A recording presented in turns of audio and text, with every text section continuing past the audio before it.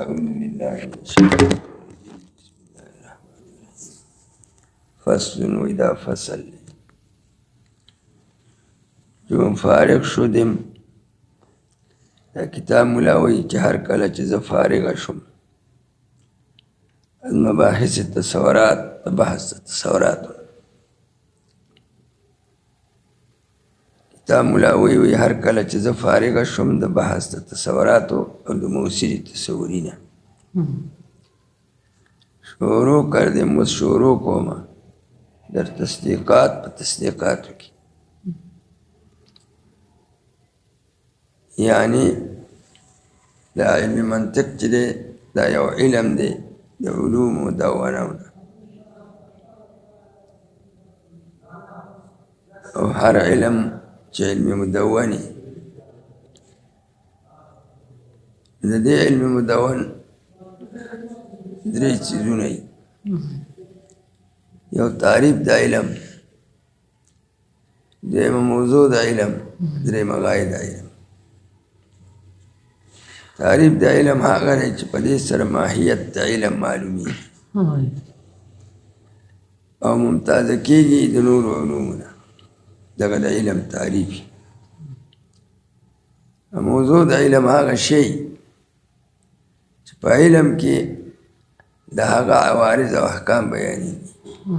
او مقصود په دغه علم کې احوال د دغه موضوعي د کوم علم چې د کوم شي احوال بیانوي او احکام ذاتیه بیانوي هغه د علم موضوعي او غایه د علم هغه فایده چې په دې علم مرتبه کېږي بار تعلیم و تعلم نو په علم کې درې څیزونه ضروري دي هر شارع فی العلم لره دا اوس قانون دی هر شارع فی العلم لره لابودي ده د معرفت د امور ثلاثه نه چې یو سړی په یو علم کې شروع کوي د علم نه مراد علوم مدونه دي لکه نحو د علوم مدونهونه ده صرف د علوم مدونهونه دی اصول د علوم مدونهونه دی فقه د علوم مدونهونه ده منطق د علوم مدونهونه دی حکمت د علوم مدونهونه دی دا علوم دي او یو سړی چې په علم کې شروع کوي په علم مدون کې دلر لابودي ده د معرفت د امور ثلاثه نه چې دی به درې څیزونه پېژني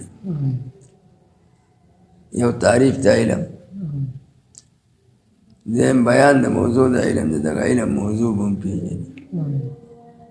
بل معرفت د غایې د علم غایې به هم پېژني دا تعریف د علم پېژندل شارع ته ولې ضروري دي که چېرې دی په یو علم کې شروع کړي او د علم تعریف ورته نه معلوم دا علم به درته مجهول وي شی معلومېږي په تعریف سره دا علم به درته مجهول التصور وي او دی به پکې بحث کوي نو لازمېږي به بحث د مجهول مطلق نه او بحث د مجهول مطلق نه باطل دی ضرور به ضرور دی به اول د دې علم تعریف زده کوي دا علم په دې تعریف وپېژني دویم معرفت د موضوع د علم شارع ته ضروري ده چې دی به موضوع د علم پېژني په موضوع د علم څه ته وایي موضوع کل علم ما یبحث فیه عن عوارضه ذاتیه موضوع د هر علم هغه شی دی چې په دغه علم کې د هغه شي احوال او احکام ذاتیه بیانېږي لکه په علم نحوه کې احوال او احکام د چا بیانېږي د کلمې او د کلام هغه احوال یې څه دي احکام اعراب و بنا دا کلمه معربه ده دا مبني په معربه کې دا په کوم اعراب سره معربه ده مرفوع ده منصوب ده مجرور ده په بنا کې په کوم قسم بنا کې مبني ده مبني بر فتحه ده مبني بر ضمه ده مبني بر کسره ده که مبني بر سکون ده نو په کوم علم کې چې د کوم شي احوال بیانېږي هغه د دغه علم موضوعي موضوع کل علم ما یبحث فیه عن عوارضه ذاتیه اوس چې موږ وکاته په علم نحوه کې د چا احوال بیانېږي د کلمې او د کلام احوال نه مراد احکام هغه احکام یې څه دي اعراب بنا دقه موضوع شو دا په علم کې مقصود دي. د صرف کوم موضوع دی؟ موضوع د صرف صيغه او لغت. لفظ دی من حيث الصيغه واللغت. موضوع د نه اصول سره اصول کی بحث کی ادله اربعه من حيث استنباط الاحکام. دې ادله اربعه به استخراج د احکام شرعیه څنګه کی ته پوښ. موضوع د علم فقه څه شي؟ فعل مکلف. د دې فعل به احوال بیانې احوال څه دي؟ صحت او فساد. دا فعل صحیح دی دا فاسد دی دا من صحیح دی دا من فاسد دی. ته پوښ صحت او فساد او من حيث ترتب الثواب والعقاب. په دې باندې ثواب ملاويږي په دې باندې عذاب. او موضوع د علم منطق څه ده؟ موصل تصوري او تصدیقي. کدی بحث کوي د موصل تصوري او تصدیقي. او غايه د علم څه شي؟ هغه شی چې طالب د علم ذکی استاد ورته وي او طالب ذکی نو تعلیم د طرفه د استاد نه تعلم د طرفه د طالب نه په علم کې چې تعلیم او تعلم وشي. پس د تعلیم او تعلم نه د طالب ته کومه فائدہ ورسي. نه کې تغاید علم. او مقصود په علومو کې څه شی دی؟ احوال د موضوع د علم. نو که تعریف ونه پیژنې نو بحث ته مجبوري مطلق نه راځي. که موضوع ونه پیژنې نو بیا امتیاز د علم مشروع نشي کولی د غیر نه ځکه امتیاز د علومو بنا دی په امتیاز د موضوعات. او چې غایه ونه پیژنې صحیح بسې کېږي. په یو علم کې شروع کړ دا یو کار کوي او فایده یې ورته نه ده معلوم. نو اوس موضوع د علم منطق څه شی دی؟ علم منطق کې څه شی نه بحث کېږي؟ د موصل تصوري او تصدیقي نه. ځکه غرض په علم منطق کې معرفت د مجهولینو دی. معرفت د دو مجهول دی. یو معرفت د مجهول تصوري دی دویم معرفت د مجهول تصدیقي دی. معرفت د مجهول تصوري راځي په معرف سره. دې معرف ته موصل تصوري وي. معرفت د مجهول تصدیقي راځي په حجت سره. د حجت ته موصل تصدیقي وي. دغه موصل تصوري او موصل تصدیقي موضوع د منطق. چا سوال وکړ چې مقصود خو په علومو کې احوال د موضوعي موضوع د منطق خو موصل تصوري دی او اقسام د معرف دي. حد تام حد ناقص رسم تام رسم ناقص. اول موصل تصدیقي دی او حجت دی. حجت خو په دوه قسمه دی. قیاس ورته وایي. یو اقتراني دی د حملهونه جوړېږي بل استثنایي دی چې د شرطي او قیدونه جوړېږي. پوهېږې چې موضوع دا دوه څیزونه موصل تصوري او تصدیقي. نو په کار و چې بحث د موصل تصوري د معرف یې راوړی دا بحث د کلیات خمسه ولې راوړي. دا خو موضوع نه ده. او چې مقصود چې دی نو په علم منطق کې موصل تصدیقي دی نه حجت دی. نو بیا بحث د قضایا ولې راوړي. دا بحث د کلیات خمسه د معرف نه مخکې راوړي او بحث د قضایا او د حجت نه مخکې راوړي. دا ولې راوړي؟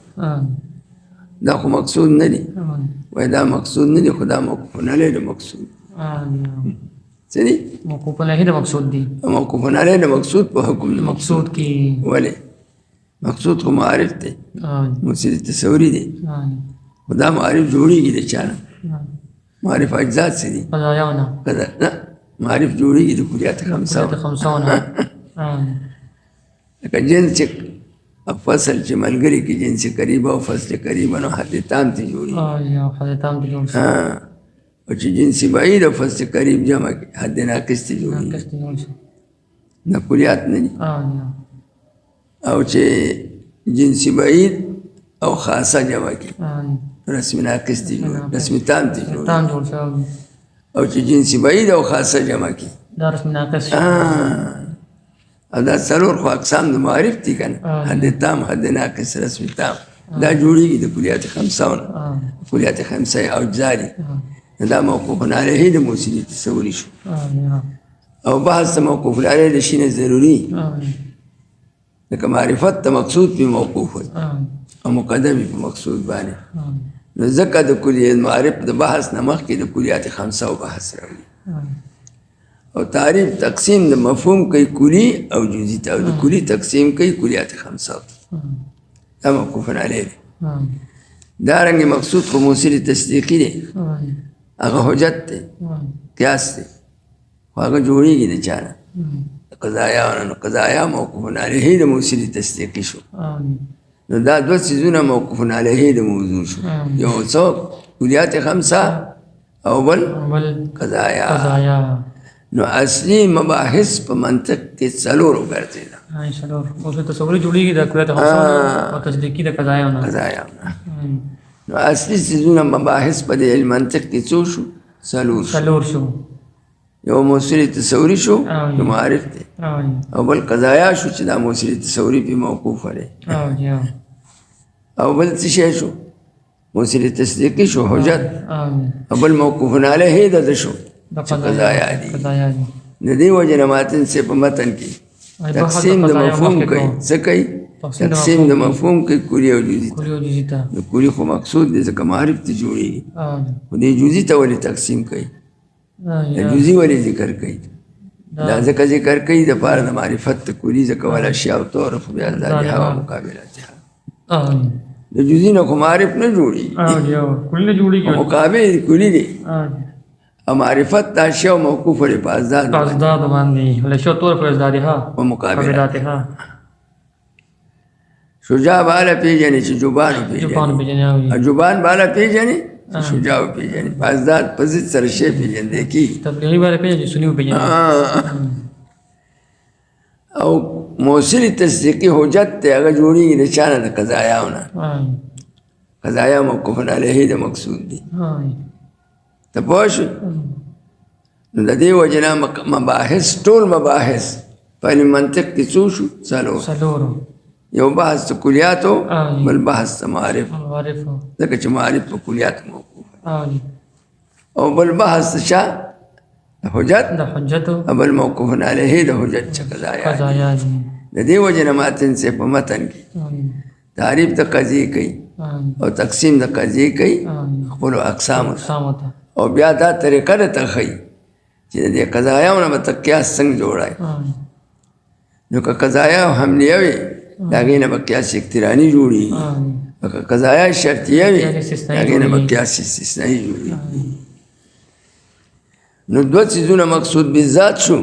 په منطق کې او دوه څیزونه موقوف علیه د مقصود بالذات شو او موقوف علیه د مقصود په حکم مقصود کې مقدم وي نو ځکه یې بحث د کلیاتو په معارف مقدم کړ مقصود بالذات معارف او معارف او مقصود بالتبع چې کوم دی بالواسطه موقوف علیه د مقصود مقصودی کنه وسیله د مقصود په حکم د مقصود کې ده لکه مقصود کلیات خمسه او قضایا شو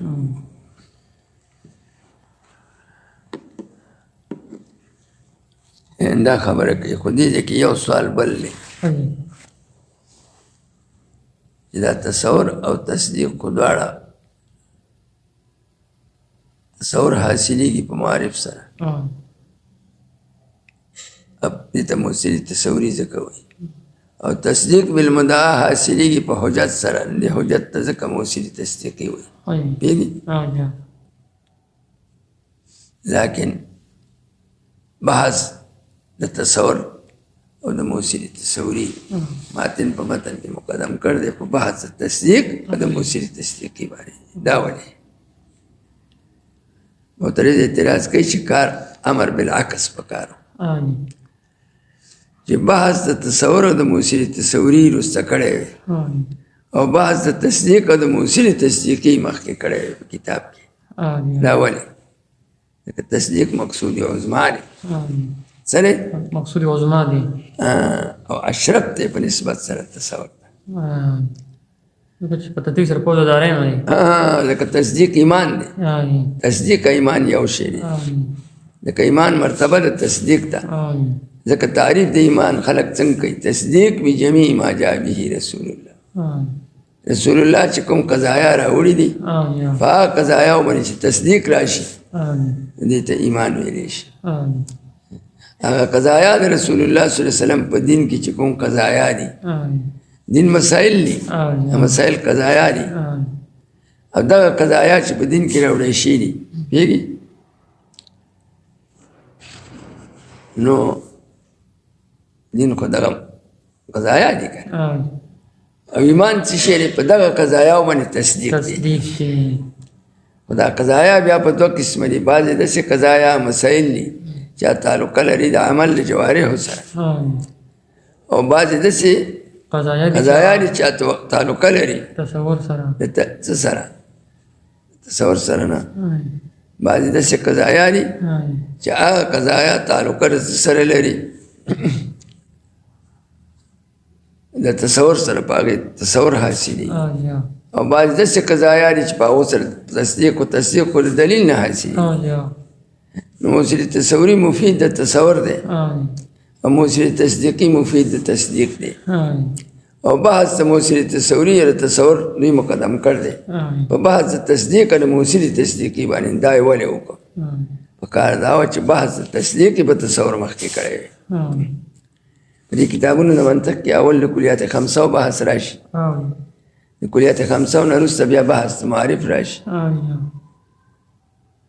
او د هغې نه وروسته بیا څه چلو شي بحث د قضایاو راشي د قضایاو نه بیا طریقه ترکیب د قیاس وښیي نو د دې نه خو دا معلومه شوه چې منطقیان په منطق کې بحث د تصور د موصل تصوري مقدم کوي په بحث د تصدیق د تصدیقي باندې دا تقدیم دی ولې کوي تقدیم خو د اسباب د ترجیح نه دی ترجیح غواړي که او په کار امر بالعکس دی ولې ځکه موصل تصدیقي مفید د تصدیق دی او تصدیق مرتبه د ایمان ده ځکه ایمان څه شی دی تصدیق بجمیع ما جاء به رسول الله رسول الله موږ ته څه راوړی دین قضایا دي او دې باندې ایمان تصدیق دی په دغه قضایاو باندې ایمان تصدیق دی ځکه ایمان څه ته وایي تصدیق بجمیع ما جاء به رسول الله وسلم خو دغه قضایا خو مسلې دي که نه خو دا دوه قسمه مسلې دي بعضې اعمال دي چې تعلق لري د عمل د جوارحو سره معدا د زړه نه حاصلي او بل پکې څه دي داسې قضایا دي چې تعلق لري د تصدیق سره په خبره پوه شو نو دا مسائل دوه قسمه دي یو څه دي تعلق لري د عمل د جوارحو سره هغې ته مسایل فرعیه وایي او بل اعتقادات دي هغې ته مسایل اصلیه وایي نو په اعتقادات چې دي د زړه نه صادرېږي لکه خارج کې درته اوس ښیم دا مونځ چې یو سړی کوي که نه پنځه ټیمه مونځ دا مونځ خو عمل د جوارحو دی په دې کې په عمل سړی خلاصېږي په عقیده نه خلاصېږي که یو سړي عقیده د فرضیت د مانځه وکړه او مونځ نه کوي په دې خلاصېږي عقیده خو به یې کوي د فرضیت سره د عمل د جوارحو سره پکار دی دې ته مسایل فرعیه وایي او بعض محض د عقیدې سره تعلق لري پای کې عمل د جوارحو الله واحد الله واحد ومحمد رسول الله وخاتم النبیین دا هم د عقیدې مسله ده پوهېږي په مطلب وعذاب القبر حق وعذاب الجنة وثواب الجنة او تصدیق بجمیع ما جاء یقین لرل په ټول ما جاء به رسول الله باندې ایمان دی لکه د یوې مسله باندې د یو سړي تصدیق نه و دا کافر دی او ایمان تصدیق دی تصدیق مقصود عظما دی تصدیق مرتبه د ایمان دی لکه موقوف علیه دی اعمال صالحه د ثواب دپاره تصدیق مخکې ضروري دی نو ولې بحث د تصوراتو مقدم که په بحث د تصدیقاتو بحث د تصدیق مقدم پکار دا اعتراض شوی دا اعتراض شو جواب به څنګه کوو وایي دا نه ده ضروري چې کوم شی اشرفي نه به مقدمي د تقدیم خپله طریقه ده قانون دی دا بحث د تصوراتو د موصل تصوري ځکه مقدم کړ دی په بحث د تصدیق د موصل تصدیقي باندې تصور په تصدیق مقدم دی طبعا نو ځکه مقدم کو وضعان چې موافقت د طبع راشي د وضع سره ځکه موافقت د وضع راشي د طبع سره ځکه موافقت د وضع د طبع سره د امور اهمه عند العقلاء نه دی مسله پوه شو تصور په تصدیق مقدم دی طبعا نو ځکه یې مقدم کو وضعن و ذکرن چې موافقت د وضع راشي د تبع سره لکه موافقت د وضع د تبع سره د امور اهمو چې اوس کنه بیا به اصول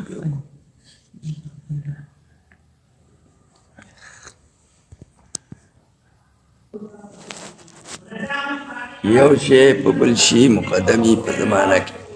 څه کې زمانه کې یعنی زمانه د وجود د مقدمه په زمانه د وجود د بل یو زمانیات دی یو زمانه دا زمانه یو ظرف دی ظرف د وجود د اشیاء دو دي ظرفونه د وجود دو دي یو زمان دی بل مکان شی چې موجودیږي نه دی به موجودیږي په یو زمانه کې او دارنګې چې موجودیږي نو دی به موجودیږي په یو مکان کې په خبره پوه شو لکه بچی چې د مور نه ګېډې نه راوځي دنیا ته راځي نو یو زمانه به وي که یا چې په دې زمانه کې دی پیدا کېږي نو په یو مکان کې به وي که یو ځای کې به دا ښځه ناستې او بس دړ به پرې راشي دی به بهر ته وځي نو هر شی چې د عدم نه وجود ته راځي د وجود دو ظرف دي د وجود د ممکناتو دو ظرف دي یو زمانه یو مکان تقدیم په اشیاو کې یو تقدیم زمانی دی او تقدیم او بل زمانیات دي زمانیات هغه څیزونه دي چې په دې زمانه کې پیدا کېږي ځکه دا زمانه ظرف د وجود د اشیاو دی ته پوه شو په خبره نو دا تقدیم چې دی چې یو شی مقدمي بل مؤخري دا تقدیم په اجزاو د زمانې کې بذات دی بذات څه معنی په واسطې سره نه دی یو جز د زمانې مقدمي په بل جز نو تقدیم په اجزاو د زمانې کې ذاتي دی بحسب الذات دی چې دا یو جز د زمانې په بل جز د زمانې به اعتبار ذات مقدم تقدیم په زمانه کې په اجزاو د زمانه کې بعضها علی بعضن دا تقدیمی ذاتی دی مثالی لکه یوم او نهار او لیل شو په خبره پوه شئ پرونی ورځ یو جز د زمانې دی زمانه ماضي یو جز د زمانې زمان الحال دویم جز زمانی دی او استقبال دریم جز زمانی دی دا زمان ماضی مقدمه نه ده پرونی ورځ مقدمه ده پرونی ورځ نو دا تقدیمی ذاتی دی دا پرونی ورځ په ذات خپل کې مقدمه ده په ذات د نننۍ ورځ او نننۍ ورځ مقدمه ده دا حال دی په سبانۍ ورځې په مستقبل نو دا تقدیم په اجزاو د زمانې کې به حسب ذات دی خو بل هغه څیزونه دي چې واقع کېږي په دې زمانه کې په دې زمانه کې موجودېږي دا زمانه ظرف دی نو تقدیم په زمانیاتو کې په حسب د زمانې سره دی په واسطې د زمانې سره دی کوم شی چې په جز مقدمه د زمانې کې موجودي نا مقدم دی په هغه زماني شي باندې چې موجودېږي په زمانه په جز ثانی د زمانې کې په زمانیاتو کې دا تقدیم د بعضې زمانیاتو په بعضو دا په حسب د زمانې سره دی چې زمانه د وجود د کوم شي مقدمه په زمانې د وجود د بل شي دا کې ته مقدم وي نو په اجزاو د زمانې کې تقدیم د بعضو حاله بعضن دا بذات دی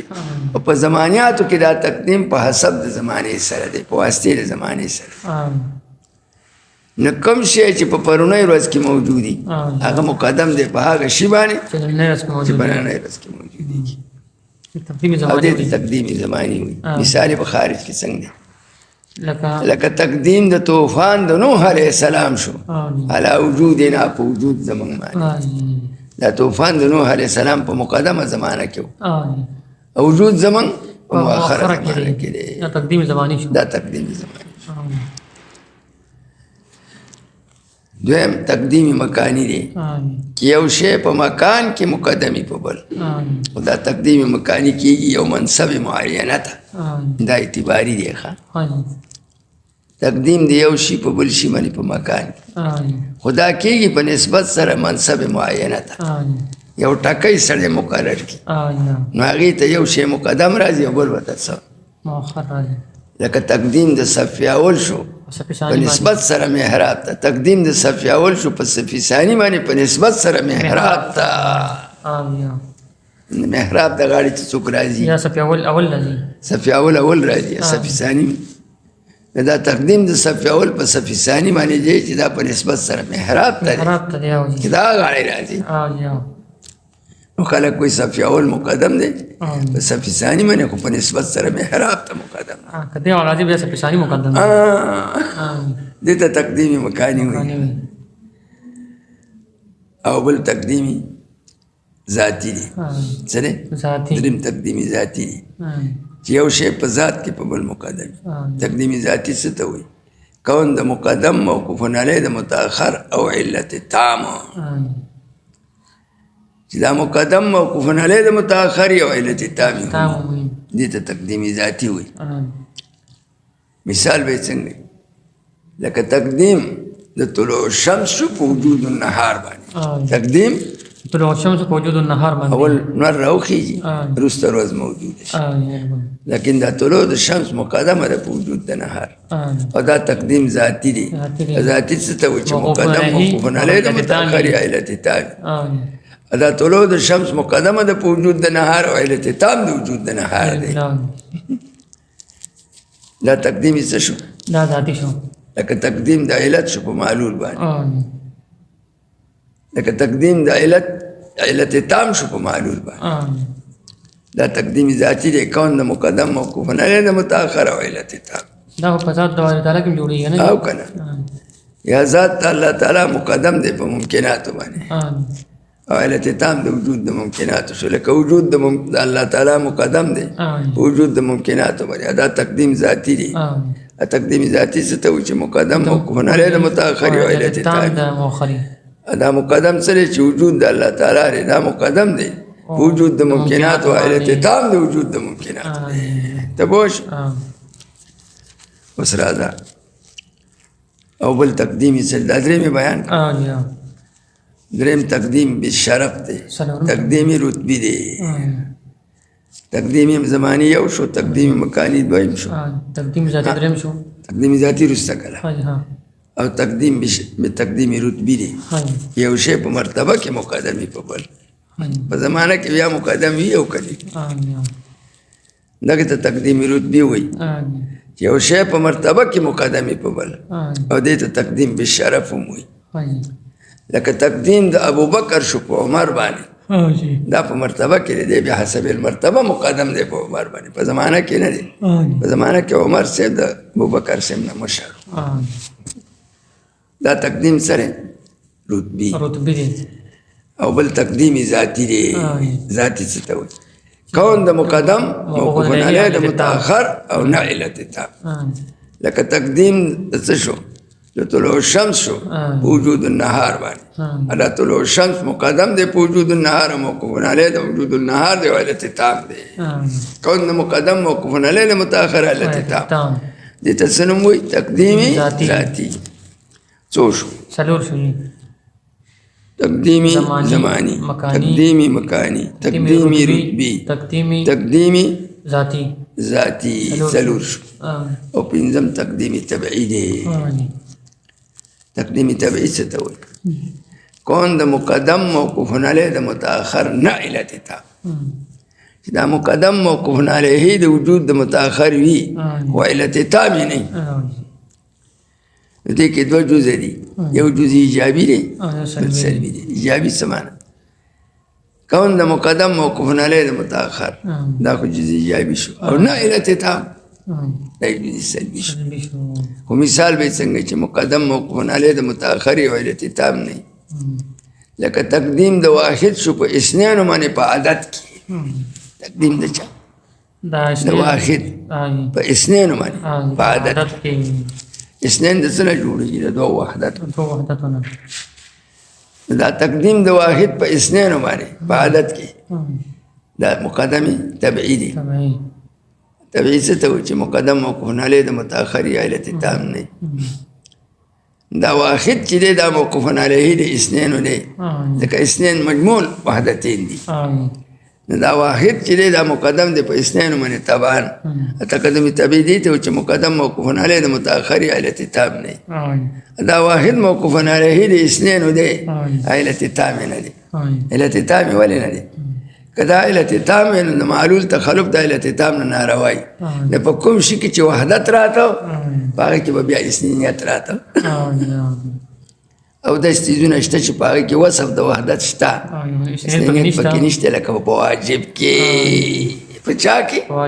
په الله کې وصف د وحدت شته الله واحد خو وصف د اثنینیت پکې نشته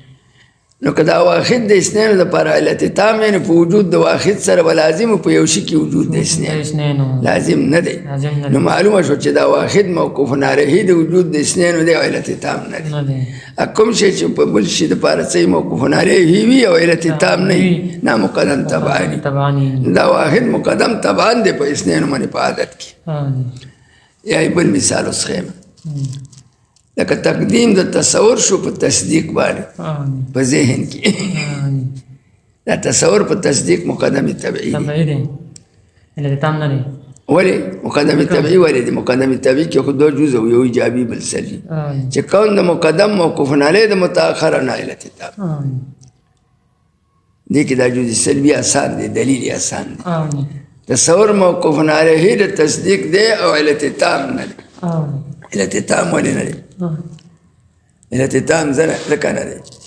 دا علت تام نه تخلف د معلول ناروای او که دا تصور علت تام د وجود د تصدیق وی نو په کوم شي چې تا تصدیق را تصور راته هغه بیا تصدیق تصور څه وی علت تام د وجود د تصدیق وی نو په کوم شي چې تصور حاصلېده تصور کسی یو شی راته نو پاک کشی به تصدیق هم راته او عمل داسې نه دی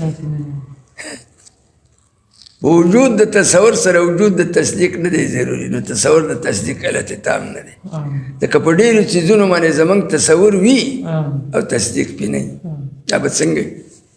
لکه لرې په غره کې یو شی وویني څه په غره کې یو شبهه وویني کټ کې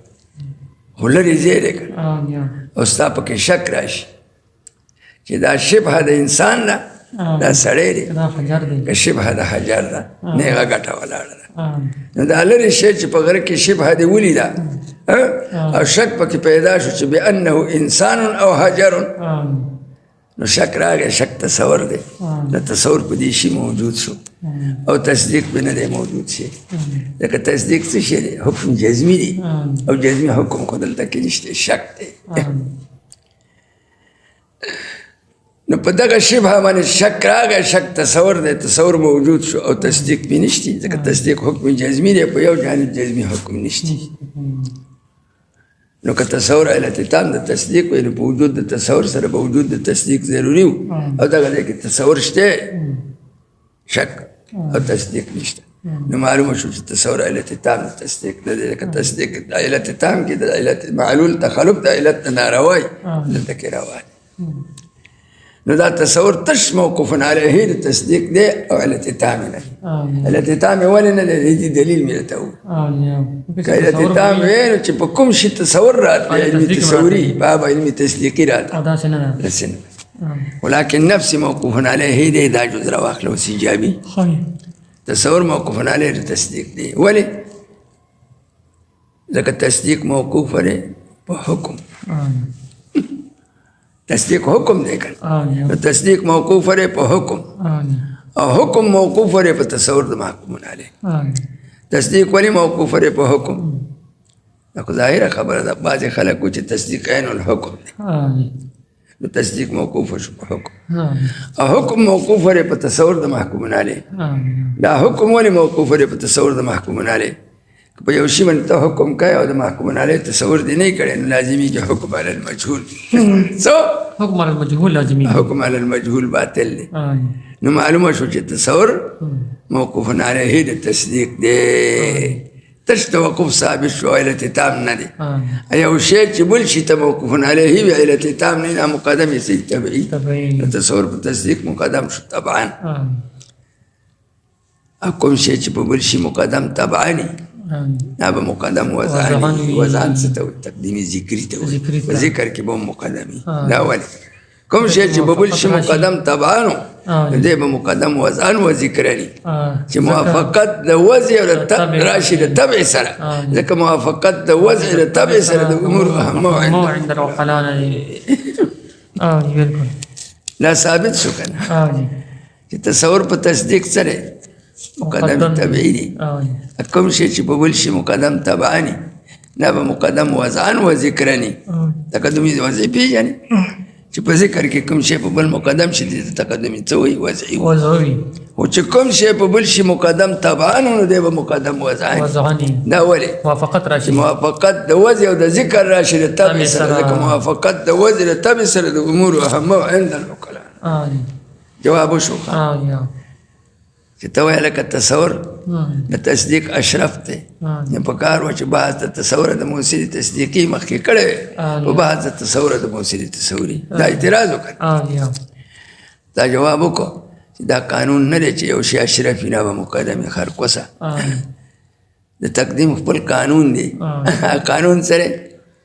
چې یو شی په بل شي مقدم تبعانو دا به مقدم وضعاني. او تصور په تصدیق مقدم تبعان دی. ځکه یې مقدم که وضعان او ذکرن چې موافقت د وضع راشي. اعتراض ده پشو.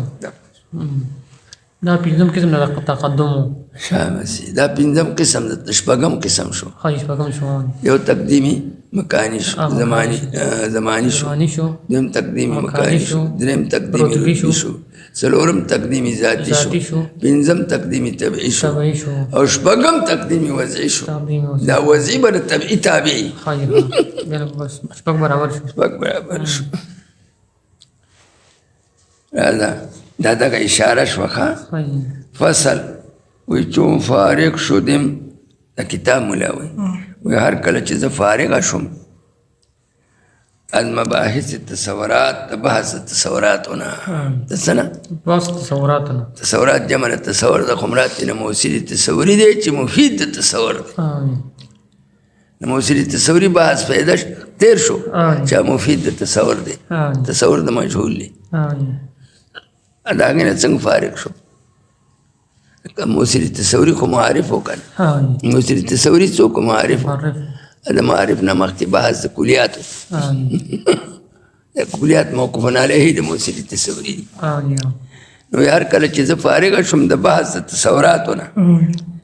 امراد په تصوراتو سره موثري تصوري و ما يتوقف علیها دي کلیات. شروع کردیم شروع میں اکڑا پس کی تصدیقاتو کی در تصدیقات پا تصدیقاتو کی یعنی دا تصورات میں پا تصدیقاتو سکڑا مقدم کرو. بحث تصوراتو بھی پا بحث تصدیقاتو مقدم کرو. او دا دا شبہ دفع کرا. نور خبری پٹی پریتی دی. سوال پوشوی دا جواب شو خود اشارہ شو جواب تخا. نو همچنان که در تحصیل تصورات نظریه محتاج بودیم بدو چیز یکی بیان موصل به تصور دیگر که آن را قول شارع است با اقسام خود که آن معرفات اربعه است و دیگر بیان کلیات خمسه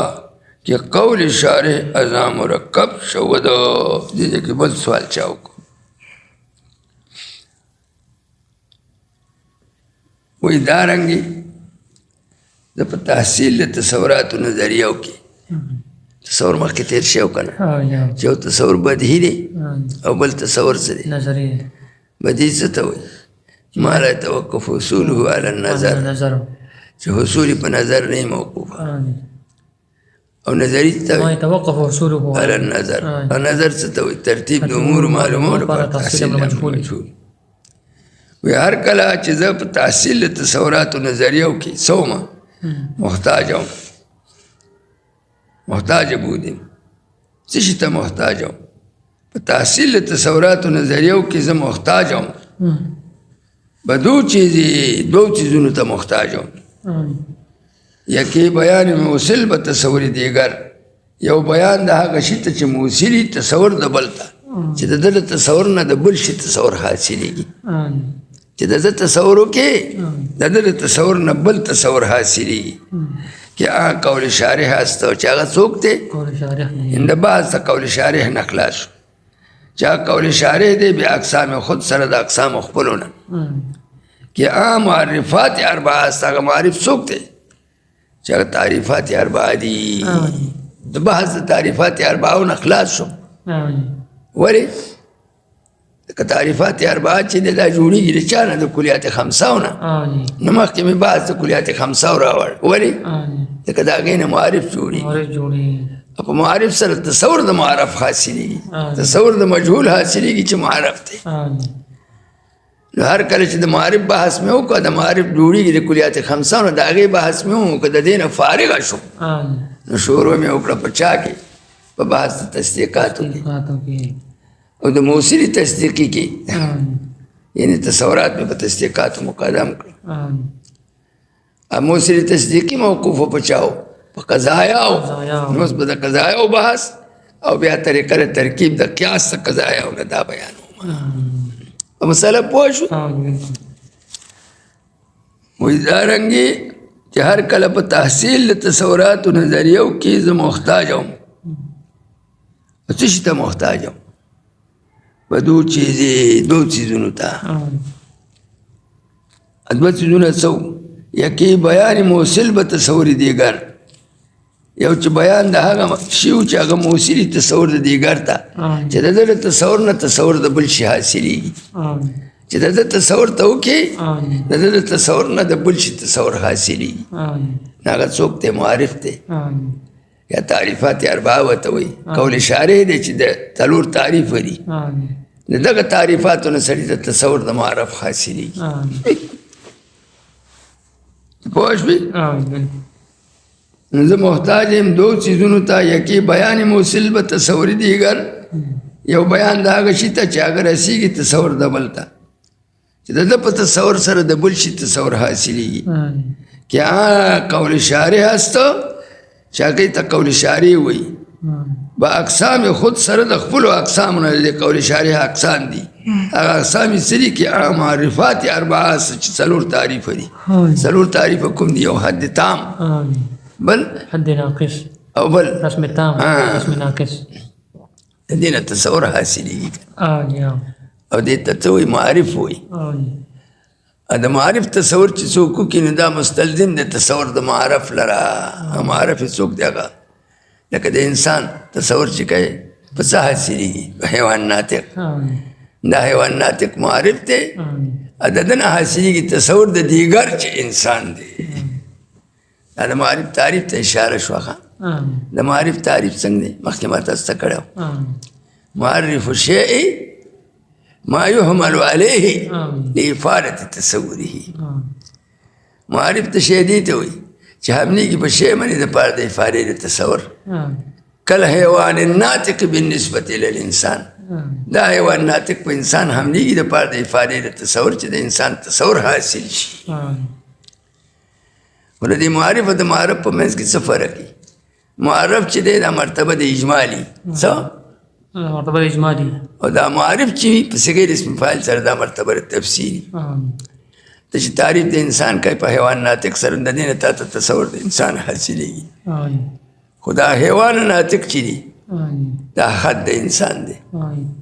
او دغه اجزای حدیه په محدود کې اجمالاً پراته دي دا لفظ د انسان چې واوري نو ته دې نه حیوان او ناطق فهمای دا به اجمالاً پراته دي او کله چې حد وکړي دا تفصیل حیوان او ناطق دی تفصیل شي او دا تفصیل چې دی مفید د تصور د هغه اجمال شي څنګه دا تصور مفید د هغه اجمال شي تفصیل چې دی دا مفید د تصور د هغه مجمل شي انسان کې حیوان او ناطق اجزا پراته دي اجمالاً په دې محدود کې دا اجزای حدیه پراته دي اجمالاً او چې کله ته حد وکړي نو په حد کې دغه اجزا پراته دي تفصیلاً ته پوه شوې نو کله چې ته توجه وکړي معرفت د انسان ته دا انسان بله ته په اوله مرتبه کې مجهول پرېوځي څه مجهول پرېوځي شاه بسین د دین او بیا انتقال وکړي مبادي ته مبادي هغه چې موقوفن علیه د تصور دي یو به حیوان پیدا کی چې جنس دی د هغه معنا به راولټئ چې حیوان څه ته وایي جوهر جسم نام حساس متحرک بیا به ناطق پیدا کی دا فصل د هغه تصور به وکړي معنا به لا پیدا کی چې مدرک المعقولات بیا به یې جمع کړي ترکیبی تقییدی به ترې جوړ کړي حیوان ناطقون بیا به ووایي انتقالین تدریجین دي پکې کنه په تصور کې دا حیوان ناطق خو زما نه دي مقصود دا خو مې معلوم کړه خو مقصود مې نه دي مقصود زما پرې سره معرفت ته انسان دی انسان ته به متوجه کړي لکه عین چې سړی مخ ته ونیسي د دغه انسان په حاصل کړي په دې انسان کې دا تصور پروت و اجمالا او په دې حیوان ناطق کې دا تصور پروت دی تفصیلا دا تفصیل ته څه وایي معرف وایي او دغه مجمل ته معرف وایي په صيغه اسم مفعول ناشنا خبرې دي ټولې دا ما شل ځله کړي دي تاسو کړي دي نو اوس تعریف د معرف سره د هر شي تعریف یې کړه هر شی تعریف باندې معلومي دا معرف هم په تعریف معلومي د معرف تعریف په څنګه کوي وکړه معرف الشیء سلم کړ دې کړه معرف الشیء معرف تشي ما هغه دی یحمل علیه چې دې حملېږي په دې معرف باندې خو دا حمل په معرف د څه لپاره لپاره تصوري دپاره دې خبرې چې فایده کې تصور د دغه معرف ما يعرف الشيء به معرف الشيء معرف الشيء ما يحمل به هر شی په تعریف معلومیږي دا معرف او تعریف لپاره به هم تعریف کوي کنه نو معرف تعریف سره داري معرف الشيء ما يحمل به ما يحمل عليه ما يحمل عليه معرف الشيء ما يحمل عليه معرف تشدید او چې په دې شی حملېږي افاده تصوره د پاره د فایده کولو د تصور د چې د تصور د معرف تصور فایده کی صحیح شي دا معرف چې دا مفید دی او تصوري مفاد دی التصور د چا حاصلې د معرف او د دې معرف د معرف په منځ کې څه فرق دی د اجمال او تفصیل فرق دی معرف اجمال معرف مرتبه د مجمل لا معرفي مرتبه د تفصیل لا د معرف د معرف په منځ کې اتحاد ذاتی او تغییر اعتباری دی هغه تغییر اعتباری د اجمال او تفصیل دی چې دا معرف مرتبه د مجمل لا دا معرف په صيغه اسم فاعل سره مرتبه د تفصیل لا دا حمل کې دی ولې کې خو چې معرف ته شی په شی حملي غرض د دې حمل نه بس افاده د تصور پر سره احتراز وکړو د محمول لقضی حملین بالنسبه الى الموضوع لکه چې سړی زید قائم وي زید مبتدا لکنه محکوم علیه او قائم سره محکوم به ده دا محمول لقضی حملی هم په موضوع حمل له خدا حمل د پاره د افاده تصور نه دی دا حمل د پاره د افاده تصدیق دی په معرف کې حمل په معرف د پاره د افاده تصور دی او د محمول لقضی حملی حمل په موضوع باندې دا د پاره د افاده تصدیق دی دا زید قائمون کی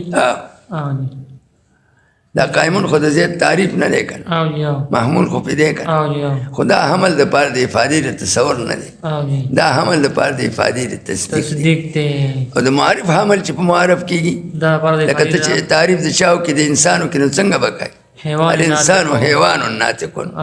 نو انسان موضوع شو حیوان ناطقون په محمول نشو دا حمل د معرف شو په معرف دا حمل د معرف په معرف باندې پاره د افاده تصور دی دا تصور د انسان حاصلې خدا تصور د انسان مخ کې په دې انسان کې مجمل او چې حیوان ناطقون دی په حمل کړو تفصیلا نشو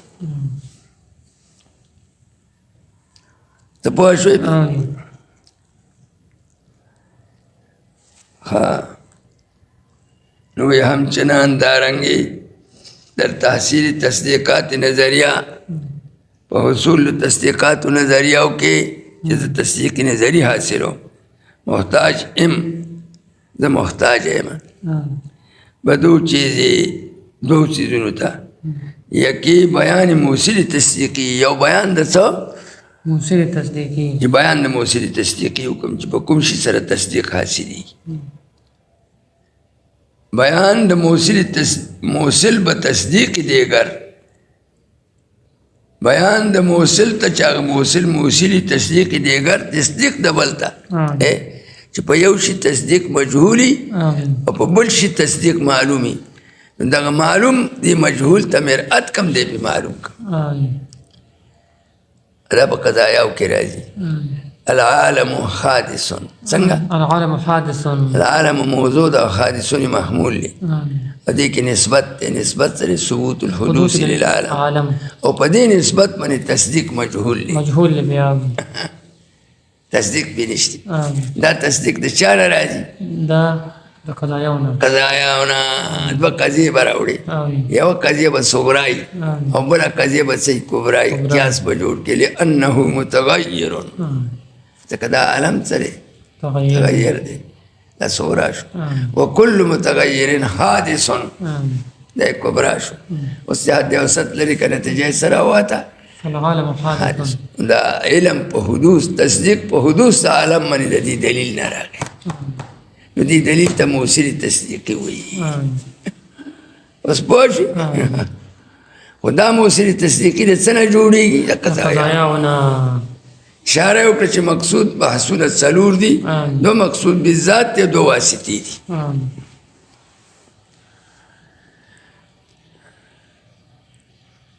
چې هغه حجت دی بیا اقسام خود سره د خپلو اقسامونه د حجت اقسام بیا څو دي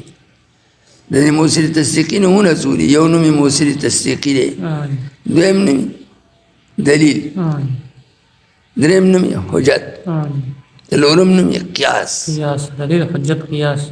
موثر تصدیقي دلیل حجت قیاس درې نومونه دي یو نوم یې سره دلیل دلیل ورته ویل که دلیل د دلالت کوي په ثبوت د مدعا په څه ثبوت د مدعا دلیل دویم نوم یې حجت دی حجت ورته ویل که حجت په لغت کې غلبي ته وایي لکه خلک وایي حج زیدون علی امر غالب شو زید په نو حجت غلبي ته وایي څوک چې دلیل قایم کړي په مدعا خپلې نو دی غالب شي په خاصه حجت ورته ځکه وایي دلیل او حجت موثر تصدیقي ورته ویل وایي ځکه په ده سره حاصلېږي تصدیق بالمجهول چا مدعا ده څلورم نوم یې سره قیاس قیاس ورته ویل وایي قیاس ماخوذ دی د مقیاس نه مقیاس وایي آلې د معلومولو دي شي لکه تله شوه په تله سړی څه درونه سپک معلوموي وزنونه پې معلوموي دقسې په دې دلیل باندې خلک مدعا معلوموي صحیح ده که غلط ده ته پوه شوې نو قیاس ورته وایي او د قیاس په دوه قسمه دی یو اقتراني دی یو استثنایي دی نه اقتراني جوړېږي د قضایاو حملیاونه نو اولې قضیې ته صغرا نوم وایي دویمې قضیې ته کبرا نوم وایي ارې د صغرا د کبرا په منځ کې یو لفظ مقرر وي هغې ته اوسط وایي حد اوسط نو هغه چې ته لرې کړي حد اوسط نو عین هغه نتیجه او مدعا ورکړي اوس کارج کې ته ښیم دا قیاس اقتراني دی خلق قضیو حملونه جوړ دی پوه شوې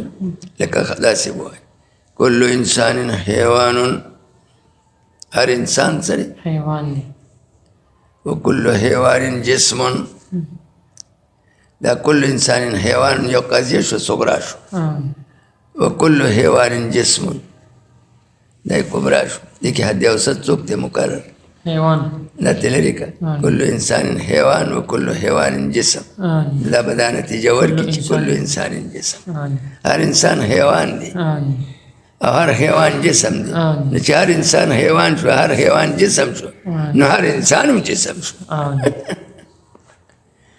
دې ځای کې ورته ووایه خوا کېده دا جسمیت ثابت شو چا ته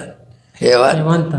حیوان ثابت شو انسان ته نو جسمیت ثابت شو انسان ته په واسطه حیوان سره ځکه ثابت ته ثابت شي ثابت د دغه شي دا قیاس خبره وکړه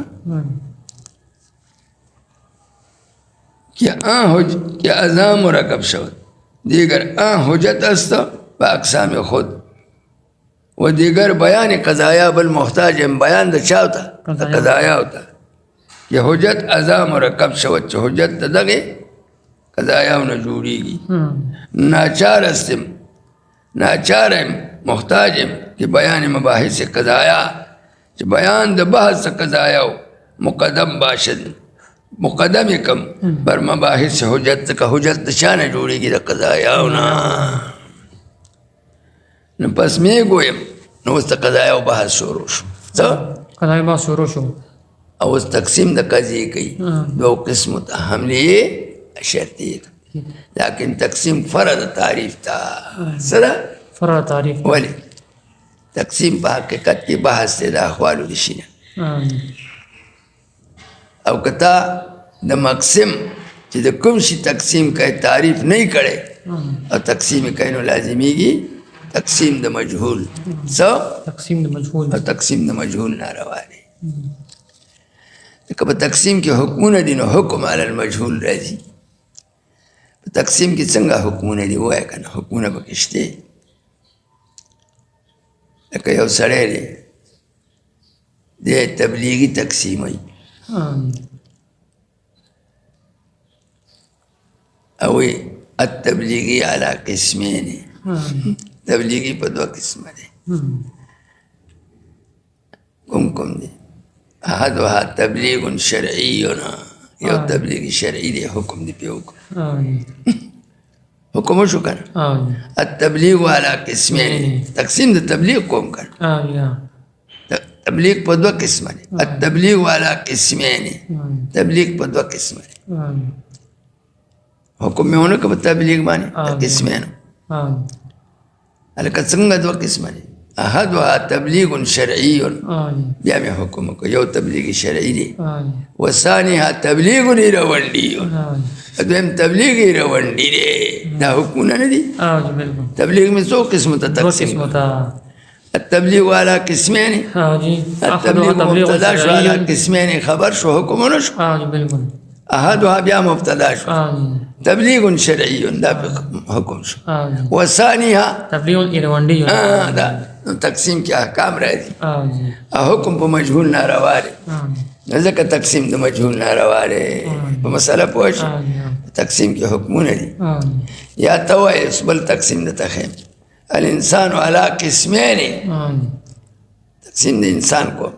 انسان په دوه قسمه دی احدها رجل حکم دیونه وثانیها امرأة دا انسان تا چاته تقسیم کو دو قسمه ته رجل و امرأة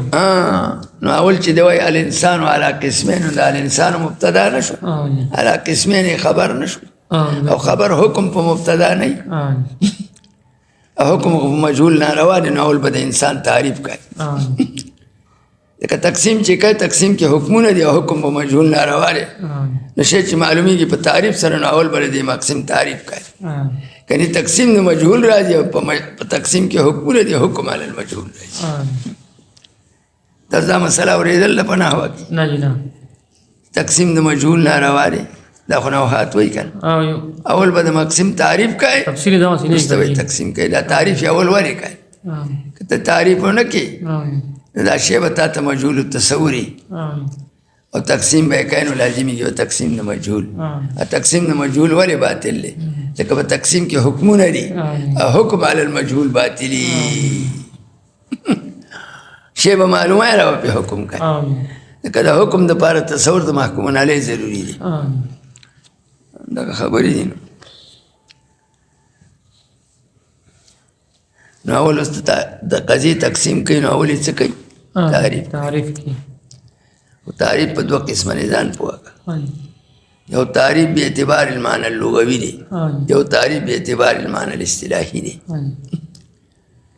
شی به دوه قسمه تعریف کوي یو لغوي یو اصطلاحي لغوي ته لغوي معنا وي او اصطلاحي ته بیا اصطلاحي معنا وي دواړه تعریف دي لکه اوس خارج کې ته مثال ښه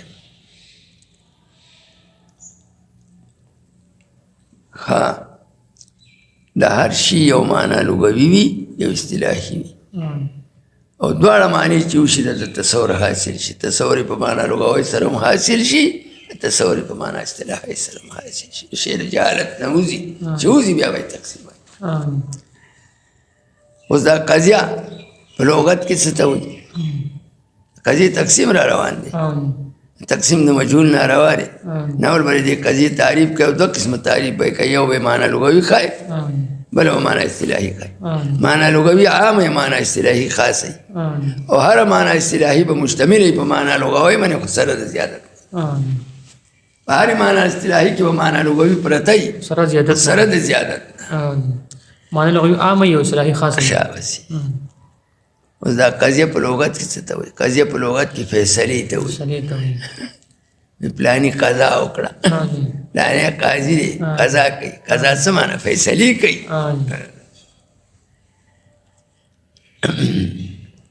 قضیه په لغت کې فیصلې ته وایي او په اصطلاح کې څه ته وایي قول يحتمل الصدق والكذب نو د دې صدق او کذب نسبت چې دی دغه ځای کې په دې تعریف د قضیې کې قول ته شي قضیه څه شی دی قول دی او قول څه ته وایي مولا مرکب دی ځکه چې دا غالبا مرکب دی داسې مرکب يحتمل الصدق والكذب چې احتمال له صدق او کذب لري نو مرکبات ناقصه ته وواته مرکبات ناقصه د تعریف د قضیې نه ووته هغې ته به قضیه نه وایي او مرکبات انشائیه ته هم وواته قضیه څه شی دی قول دی يحتمل الصدق والكذب چې دا قول احتمال له صدق او کذب لري صدق څه ته وایي نو مرکبات ناقصه ته وواته هغه احتمال له صدق او کذب نه لري مرکبات ناقصه کوم دي لکه ترکیب اضافي شو غلام زید یا ترکیب توصیفي شو وجاءني رجل عالم دا رجل اسم موصوف دی عالم صفت دې ته نسبت صدق او کذب نه کیږي جاءني رجل صرف وی جاءني رجل کې خو رجل فاعل شو وعالم قید دی سره کې خو صفت دا رجل موصوف شو عالم صفت شو موصوف سره صفت نه مرکب ناقص دی یو جز د جملې واقع کیږي په دې جمله کې څه شی واقع شو جاءني رجل عالم سره نشته جاءني رجل صحیح ورجل معلوم نه دی نو تاسو سره صفت کې په صفت معلوم کو چې عالم نو تام شو کنه تام خو شو دا رجل عالمون چې ته یوازې وایي دا مرکب ناقص دی که دا رجل موصوف دی او عالمون صفت دی موصوف سره صفت نه یو جز جملې واقع کېږي مرکب ناقص دی بل جزو سره مخکې ولګوه که جاءني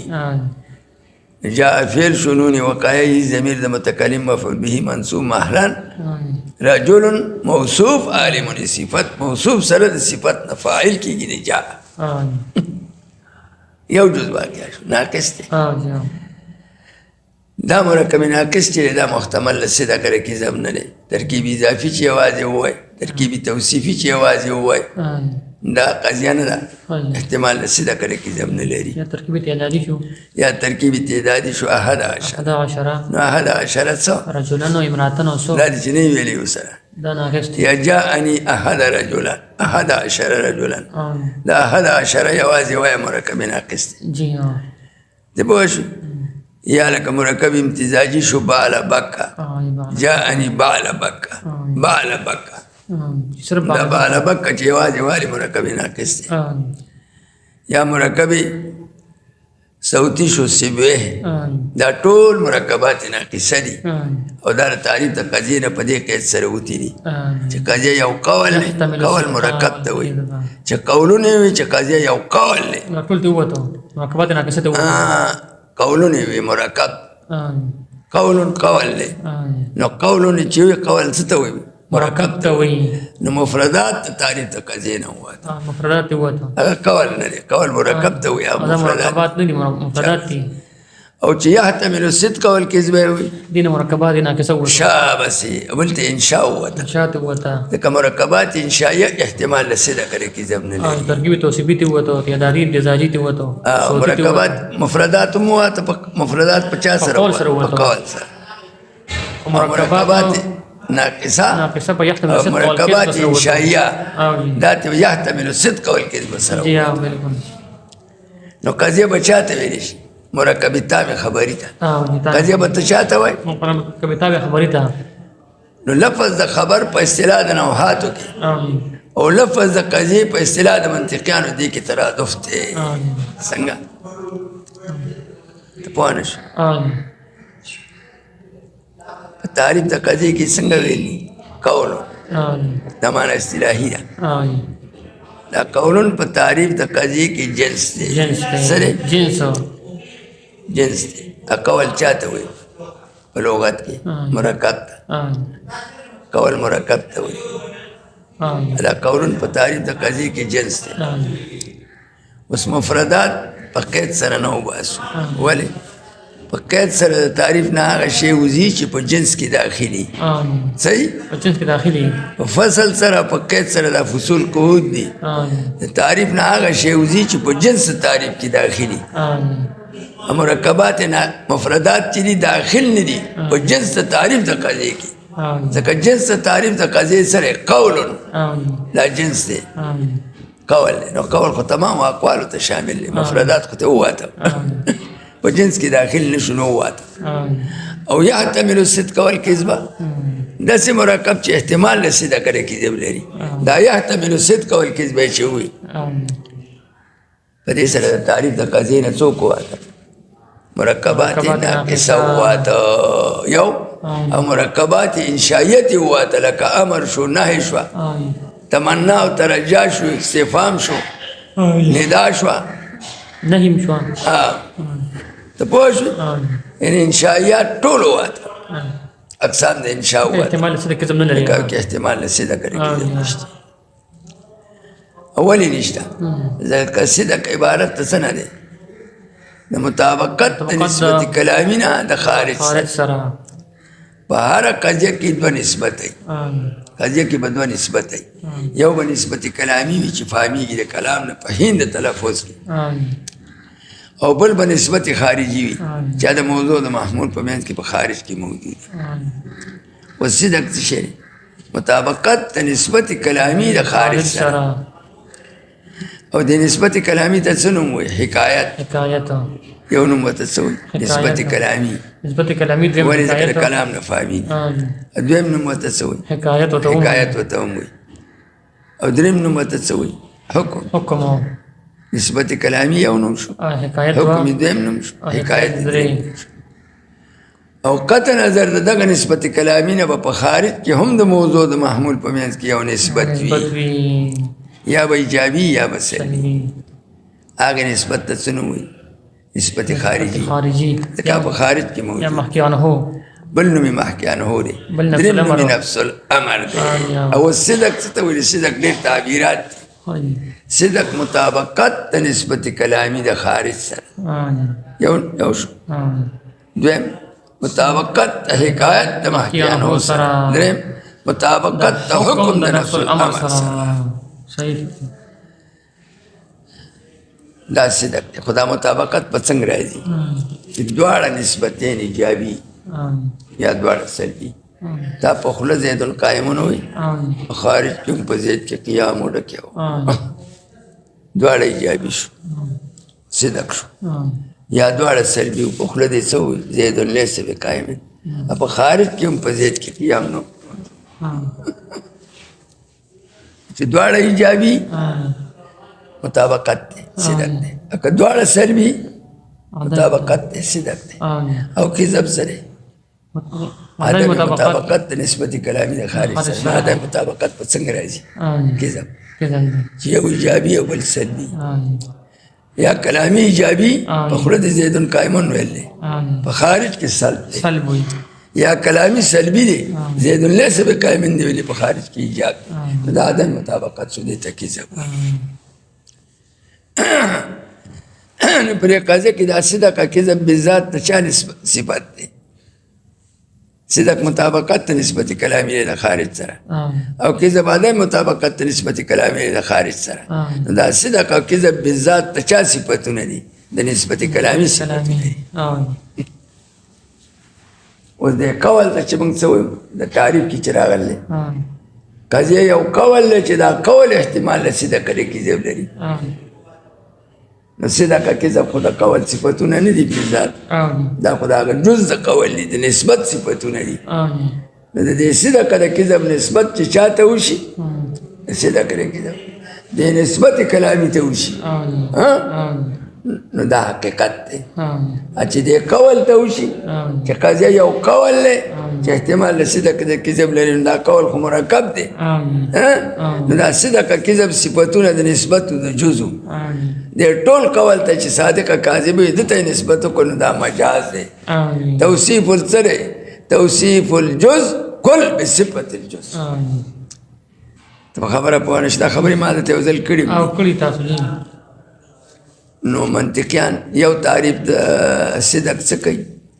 مقابل د کذب مطابقت د نسبت کلامی د خارج سره دا د صدق تعریف دی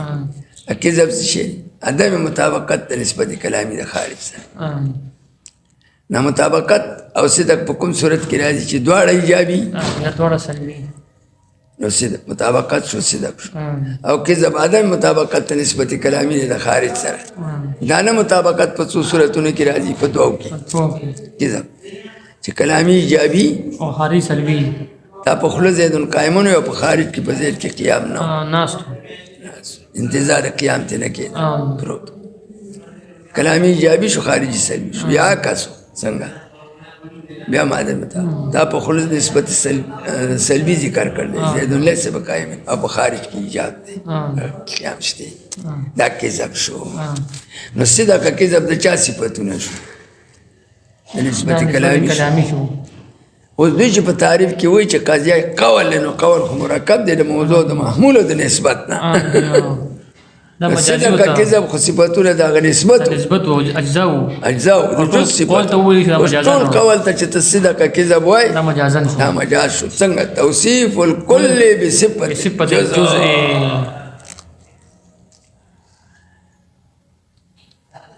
یو بل چا پکې دغه کړ دی تعریف ته قضیه کړ دی هغې کې مجاز به مرتبتین کړ دی هغه کوم دی وایي قضیه څه ته وایي یو قول دی يقال لقائله انه صادق فيه او كاذب قضیه یو قول دی چې قائل ته نسبت صدق لري کذب کیږي چې دې قائل ته خلق صادق کاذب وایي په نحو امیر کې دا تعریف شی دی کنه د قضیه څنګه تعریف شی دی د قضیه او د خبر قضیه او خبر یو شی قضیه ورته منطقیان وایي او خبر ورته څه وایي نحات لکه په مرکباتو ناقصو باندې اطلاق د قضیې نه کېږي په مرکباتو انشایو باندې اطلاق د قضیې نه کېږي قضیه په چا کې راځي په مرکب تابع خبري کې راځي ته پوه شوې نو هغو بیا داسې تعریف کړ دی نوحاتو قضیه هغو د خبر تعریف کړ دی خبره قضیه یو شی دی ځکه ما راته ونه چې قضیه د منطقیانو او خبر د نوحاتو یو شی دی انشاء ته څوک قضیه نه وایي که نه وایي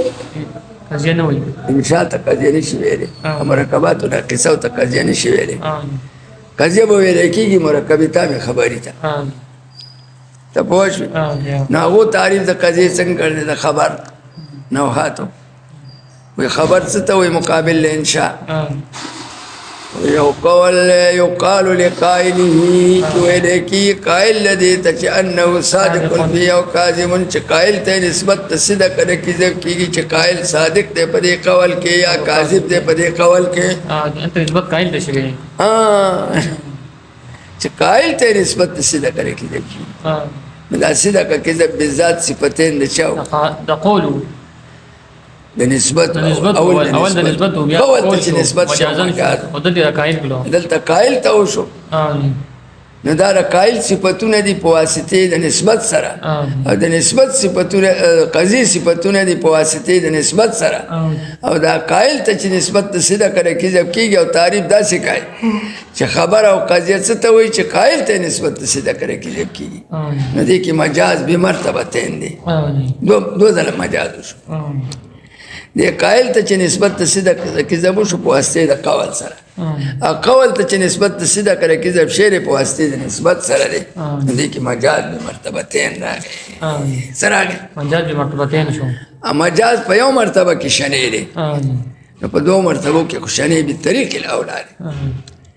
نو دا تعریف ولې نوحات کوي خو دا تعریف مشهور دی سره غلط دی او مشهور دی او غلطی مشهور اولاوی د تحقیق غیر مشهور نه بس پوه نه شو پوه شم جی وجي دا لا اله الا الله ته چې تصدیق ته احتمال لصدق او کذب لري کنه دا غي جواب څنګه وږي په اعتبار د نفسي مفهوم سره هاي خبر به احتمال لصدق کړه کذب لري په اعتبار د نفسي مفهوم سره هاي قطع نظر دلایل او دغه چې احتمال لصدق لري او د کذب نه لري په واسطه د دلایل خارجي سره لري چې د دلایل خارجي نه نظر کټ کی بیا د لا اله الا الله محتمل لصدق کړه کذب دی جی او دا چې معین دی په صدق کې د کذب احتمال نه لري دا په واسطه د دلایل خارجي سره دغه اعتبار نشته ته پوه نه شو پوه شو دلته هیڅ اعتبار نشته دا څوک اعتراض کوي چې ته وایې قاضیت څه ته وایي خبر چې احتمال د صدق کړه کذب لري نو د تعریف د دواړو لري کنه د صدق احتمال هم لري د کذب هم لري نو هغه قضایا د تعریف ته خبر نه واته هغه مرکبات د تعریف ته خبر نه واته چې هغه معین دي په صدق کې چې په صدق کې معین دي د کذب احتمال نه لري لا اله الا الله شو لکه لا اله الا الله شو یا محمد رسول الله شو دا خو معین دي په صدق کې د کذب احتمال نه لري او بعض معین دي په کذب کې د صدق احتمال نه لري السماء تحتنا والارض فوقنا والله ليس بواحد ومحمد ليس برسول الله نعوذ بالله دا خو معین دي په کذب او ته خبر څه ته وایي چې د دواړو احتمال لري نو د تعریف د خبر نه وواته هغه اخبار چې هغه معین دي په کذب کې او هغه ته وواته چې هغه معین دي په صدق کې نو بعضې په صدق کې معین دي د کذب احتمال نه لري او بعضې معین دي په کذب کې د صدق کې د کذب احتمال نه لري هغه ته وواته دی ورته وایي هغه ته نه وځي زه په تعریف کې قید لګوم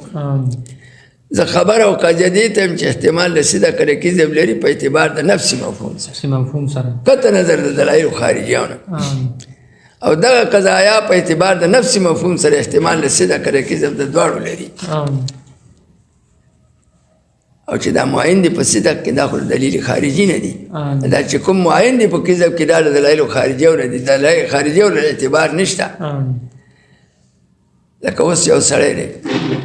آدمون نه پیدا شو او دلائل توحید د الله تعالی وته نه دي معلوم په کوټه کې دان دا غټ کو څنګه چې څنګه مون نه پیدا شو کوټه کې ورته په سرا پورې او ځوانه ته ورسېد عقل بالغ شو نه دی وته دین خو نه دی وته دنیا خو کوټه کې دان ناشته او دلائل توحید د الله تعالی او د رسالت رسول الله وته نه دي معلوم هغه ته څه لا اله الا الله دا په نږدې احتمال د صدق کړه کذب لري هغه ته چې السما او سوای تحتنا والارض فوقنا دا هغه په نږدې احتمال د صدق کړه کذب دواړو لري چې بار نه راوته بار راوته نه ها دا بعض چې معین دي په صدق کې داخله دلایل خارجیونه دي او بعض چې معین دي په کذب کې داخله دلایل خارجیونه دي غیر ز اعتبار نه ور کوم ز خبر څه ته چې په اعتبار د نفسي مفهوم سره محتمل صدق لري کې به نفسي مفهوم سمانه قطر دلایل خارجیونه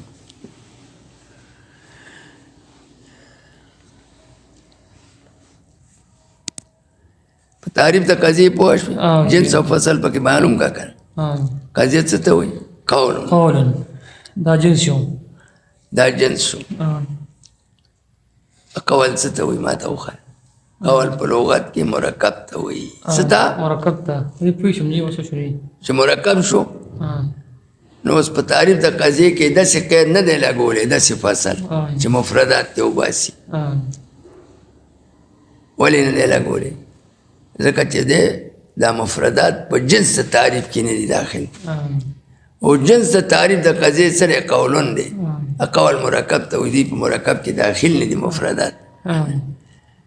کوم شی چې د جنس تعریف نه خارجي داغه اخراج په فصل او په قید سره نه ضروري خو داخل نه دی کنه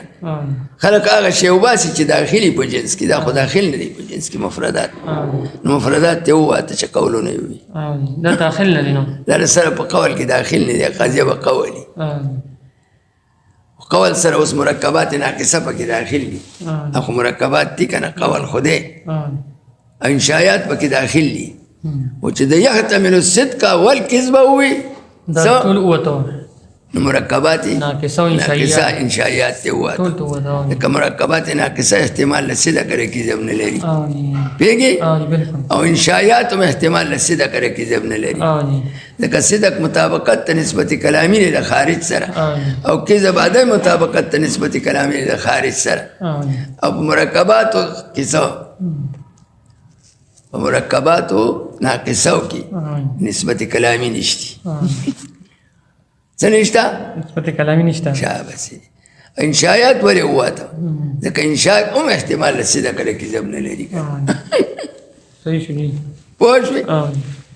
نو په تعریف د قضیې کې څوک داخل شو تش مرکبات خبریه خبریه پکې داخل شو خو منطقیان ورته قضیه وایي او نحوت ته خبر وایي خبر وایي انشاء ته دواړه قضیه نه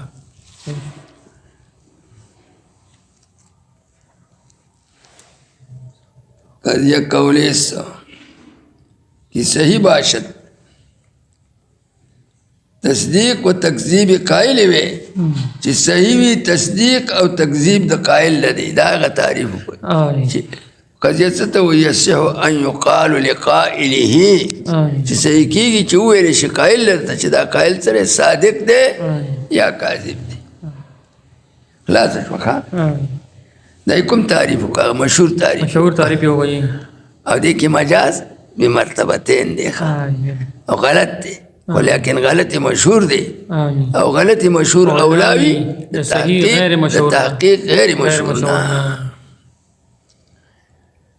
وقضيه بحسب معنى وقضيه بحسب معنى سره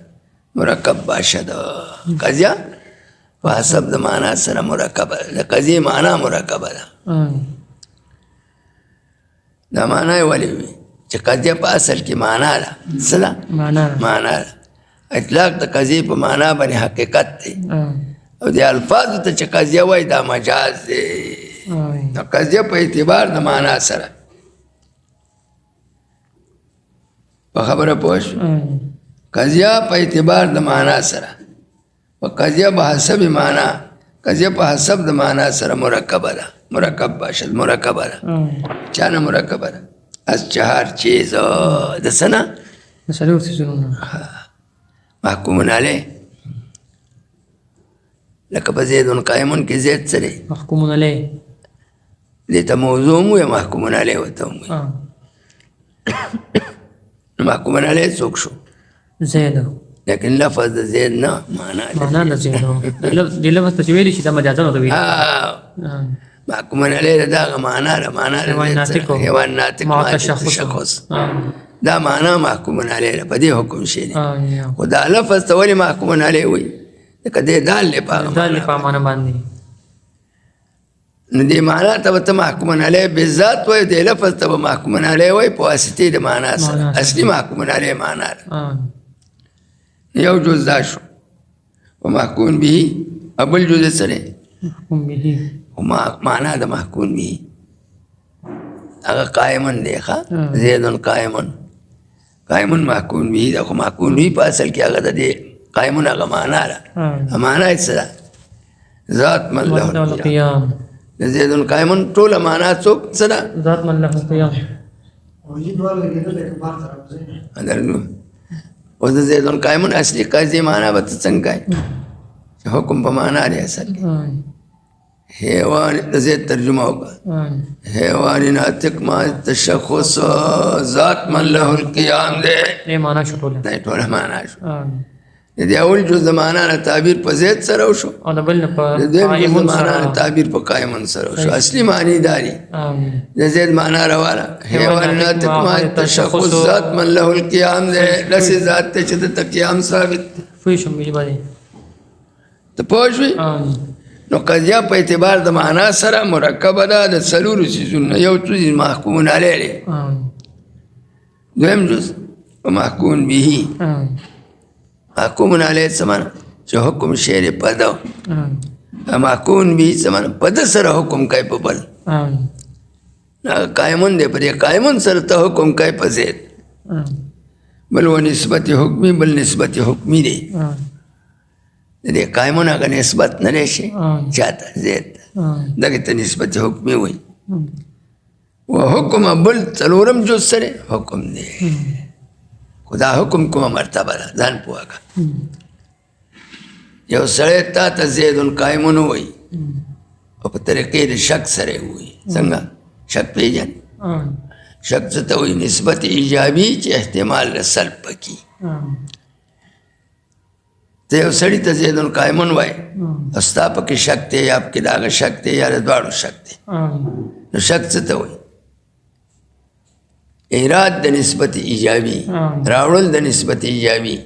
سره د احتمال سلب نه خو احتمال مساویه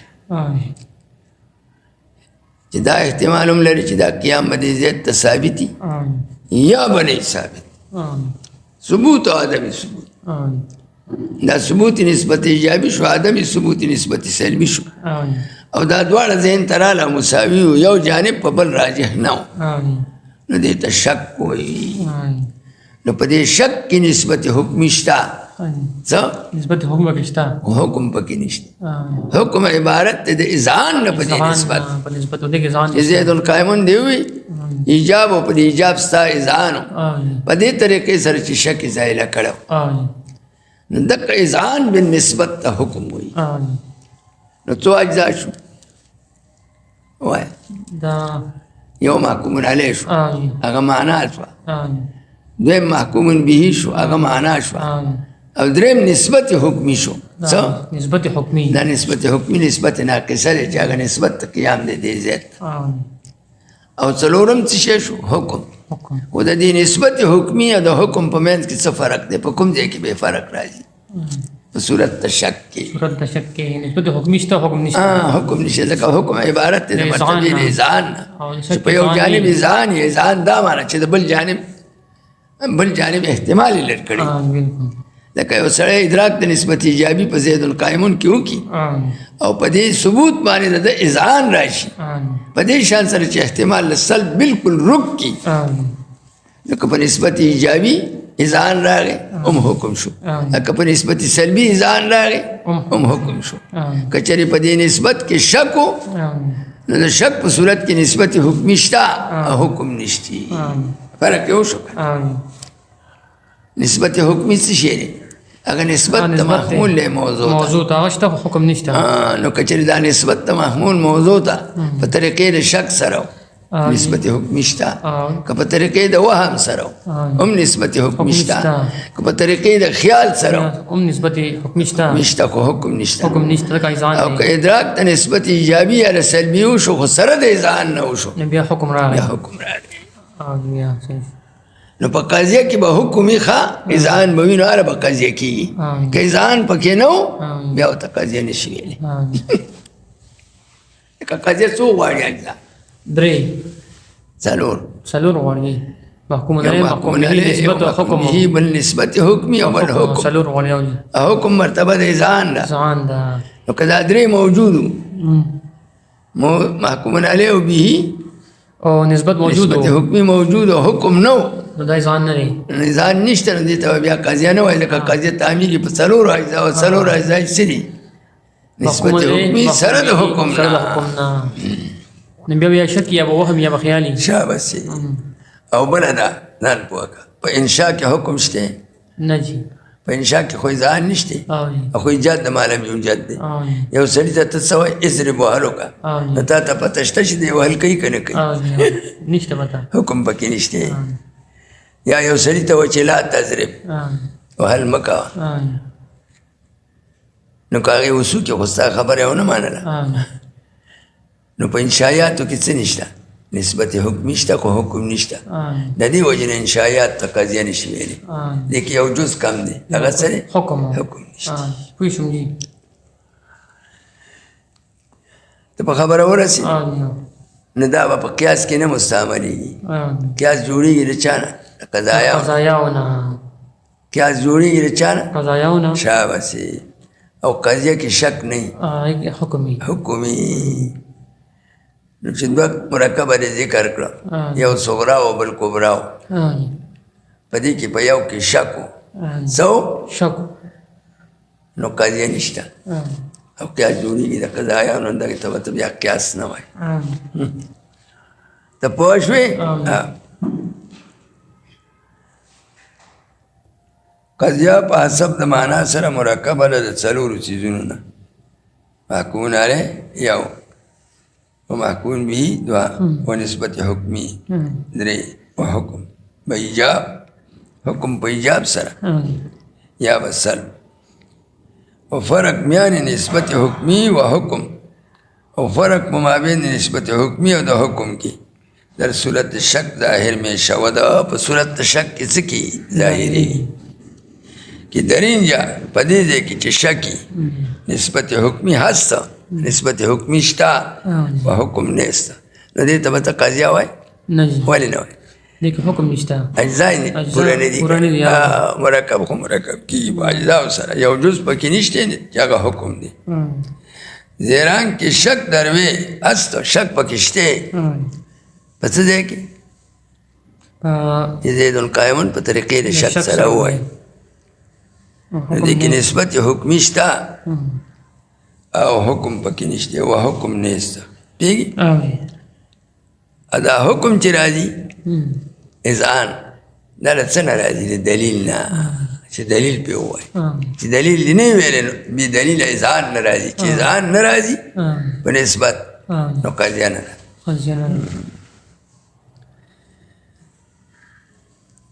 و قضیه بر سه قسمه ده. خلاص شو خبره؟ اوس قضیه وایي په درې قسمه ده، حملیه و شرطیه. یو حملیه ده،